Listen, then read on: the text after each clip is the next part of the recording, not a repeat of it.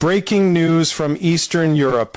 As Belarus explodes into chaos and the nation stands on the brink of total collapse, reports confirm that parts of the Belarusian army have turned against President Alexander Lukashenko. After decades of absolute control, his regime is now facing open rebellion. Multiple explosions have been reported near the capital Minsk, with smoke rising above military bases and gunfire echoing through the streets. Civilians are running for safety, while armored vehicles burn and soldiers clash in the heart of the city. Local sources say several military commanders have refused to follow orders, instead joining the uprising and calling for Lukashenko to step down. The government is losing control. Fast internet connections have been cut. Television stations are silent, and panic is spreading as reports emerge that Lukashenko may have fled to a secure bunker. Eyewitnesses claim helicopters have been seen leaving the presidential area, possibly evacuating officials. As protests grow nationwide, rebel forces are advancing toward the capital, carrying the red and white flag of the Belarusian opposition. Videos show civilians cheering as soldiers declare their loyalty to the people and not the dictator. Neighboring countries, including Poland and Lithuania, have gone on high alert, while NATO drones monitor the situation from above. The European Union has called for an emergency meeting as fears rise that Belarus could descend into full-scale civil war.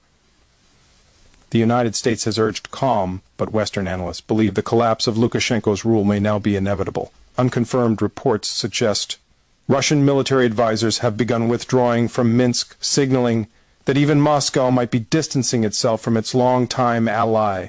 Explosions continue through the night across several military installations, with communication towers destroyed and fuel depots set ablaze. Power outages have hit major cities as the chaos spreads. The once tightly controlled nation is breaking apart in real time. Analysts say this may mark the end of Europe's last dictatorship, as the Belarusian army fractures and the people rise in defiance against decades of repression. Scenes of jubilation and fear mix together as thousands flood the streets demanding freedom. The air is filled with smoke, chants, and uncertainty. The world watches as a new chapter begins in Belarus history, a chapter written in fire, defiance, and the collapse of tyranny. Stay tuned as we continue to monitor this fast-developing story where the fate of an entire nation now hangs in the balance. As chaos deepens across Belarus, reports now indicate that the rebellion inside the military is spreading faster than anyone expected. Several armored divisions once loyal to Lukashenko have declared neutrality, while others have openly joined the resistance. Sources inside the capital, Minsk, describe total disorder as communication networks remain down, and entire neighborhoods are cut off from electricity and water. The presidential guard is reportedly split, with some members abandoning their posts and others fortifying government buildings. Gunfire and explosions continue to echo through the night as rebel groups seize control of highways and transportation routes.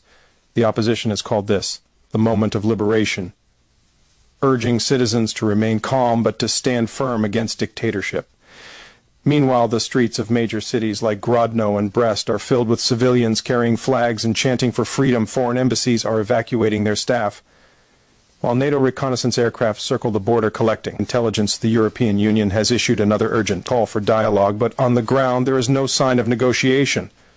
Only confrontation. Unconfirmed images show Belarusian tanks positioned at key intersections, while smoke rises from burning vehicles near the defense ministry. Analysts warn that the situation is rapidly moving towards civil war. Russian media has gone silent on the issue, sparking speculation that the Kremlin may be preparing a new strategy. Lukashenko has not appeared publicly for more than 36 hours, and his current location remains unknown. Opposition leaders claim he has fled Minsk, while government spokesmen insist he is still in control. But with each passing hour, that statement grows harder to believe. Thousands of soldiers are believed to have defected, carrying weapons and supplies to join rebel units in rural areas as the fighting intensifies. Entire towns are declaring independence from the central government. In some regions, local police forces have even sided with the rebellion, promising to protect civilians instead of enforcing martial law. Fires continue to rage at oil depots and ammunition storage sites with black smoke visible from miles away.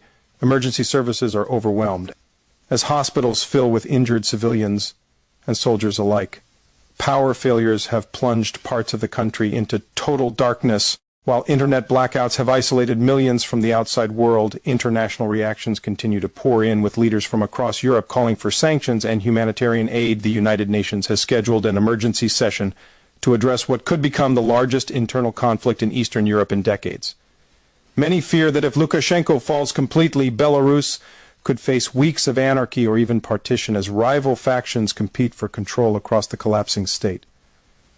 As dawn approaches, the sound of explosions mixes with the echo of defiance. Belarus stands on the edge of transformation, its people caught between fear and hope. The era of Lukashenko may finally be ending, and the struggle for a new Belarus has begun. Is a developing story, and the world is watching closely as history unfolds in real time across the streets of Minsk. As the rebellion reaches its breaking point across Belarus, the situation has entered a new and even more dangerous phase. Rebel commanders now claim they control more than 60% of the country, including several key military airfields and government facilities.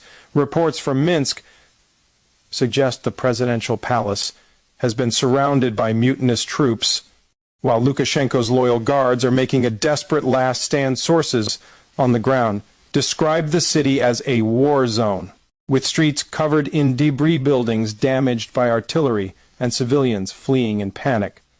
The national television headquarters has fallen into rebel hands, and broadcasts are now being made under the banner of the Free Belarus movement. In these transmissions, opposition leaders announced the creation of a temporary council to restore democracy and order across the country.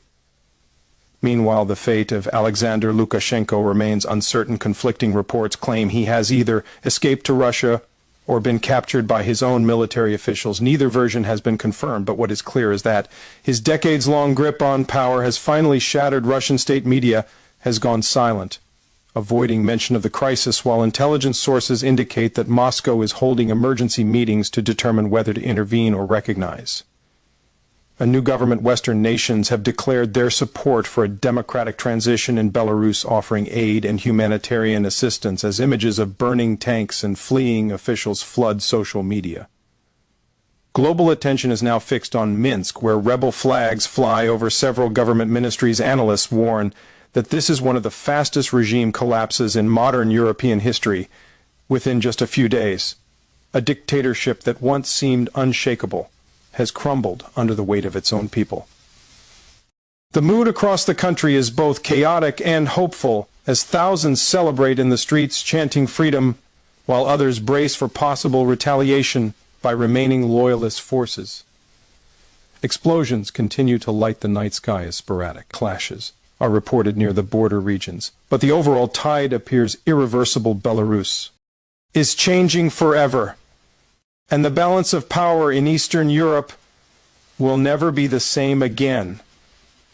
The fall of Lukashenko marks not only the end of an era, but the beginning of a new, uncertain future, one filled with both opportunity and danger for the Belarusian people. The world watches as a nation long silenced by fear finally rises to speak with one voice.